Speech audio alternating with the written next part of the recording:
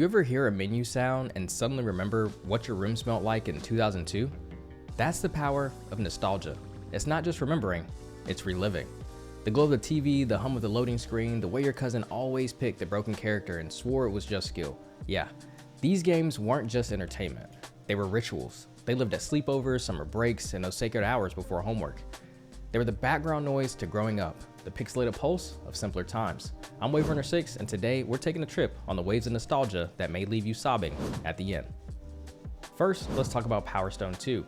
Before online lobbies and ranked matchmaking, Powerstone 2 was a party game that turned living rooms into war zones. 4 players, 1 arena, and absolute chaos. You start off throwing chairs and crates, then suddenly someone got a rocket launcher and the floor is collapsing.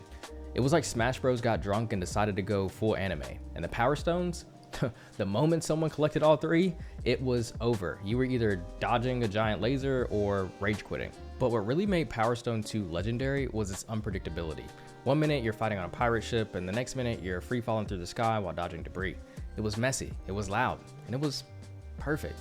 Dreamcast owners knew they had something special, and if you ever played it, you probably still remember the exact sound of someone transforming into a walking death machine. Next up on the list is a more popular classic, Sonic Adventure. When Sonic Adventure hit Dreamcast, it felt like Sega had finally cracked the 3D code. That intro cutscene with chaos flooding the city, straight up cinematic. And the moment Sonic outruns a killer whale in Emerald Coast, that was the kind of adrenaline that made you believe your controller had horsepower. The game was fast, flashy, and full of heart. Even the camera sometimes had a mind of its own, and Big the Cat was just there.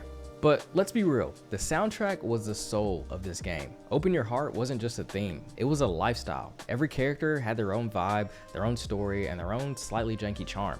You weren't just playing a game, you were living in a Sonic soap opera. And for Dreamcast kids, this was peak gaming. It didn't matter if the lip syncing was off or the physics got weird. Sonic Adventure was a moment and still hits like a chili dog fueled fever dream. Next up on the list, we got SSX. Snowboarding games existed before SSX, but none had this level of style. This was extreme sports turned all the way up to 11, with characters that looked like they walked out of a futuristic fashion show and courses that felt like a roller coaster built by mad scientists. You weren't just racing, you were performing. Tricks weren't optional, they were the whole point. And when SSX Tricky dropped, that "it's tricky" shout midair was basically a serotonin injection. The best part, you didn't need to know anything about snowboarding. You just picked a rider and hit the slopes and tried to defy gravity while the soundtrack slapped harder than your cousin's trash talk. Tokyo Megaplex, Alaska, Elysium Alps, each track was a different playground for chaos. And when you finally nailed that uber trick, you felt like you could snowboard through walls. SSX wasn't just a game, it was a vibe and made winter sports cool in a way that no real snow ever could. Now this next one might turn you up a little bit.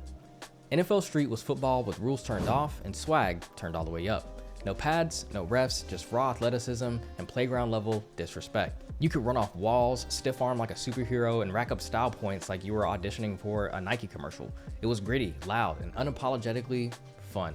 Madden was for Sundays, NFL Street was for Friday nights, and pizza and broken controllers. And the game breaker mechanic, that was pure chaos. Activate it and suddenly your team was moving like they'd been blessed by the football gods. Every play felt like a highlight reel, and every touchdown came with a side of trash talk. The visuals were styled, the soundtrack was fire, and the energy was unmatched. If you ever played it, you probably still remember your go-to squad and the exact moment you realized the game was built different. Last up in our bag of memories, we have Army of Two, and this was the ultimate bro shooter. You weren't just playing co-op, you felt like you were living it. Fist bumps after firefights, back-to-back shootouts, and mass customizations that made you feel like a tactical fashion icon. And the aggro system was genius. One player goes loud, the other flanks. It was teamwork with flair. It made you feel like you and your buddy were starring in your own action movie. But what really made Army of Two memorable was its tone. It didn't take itself too seriously, and that's what gave it charm.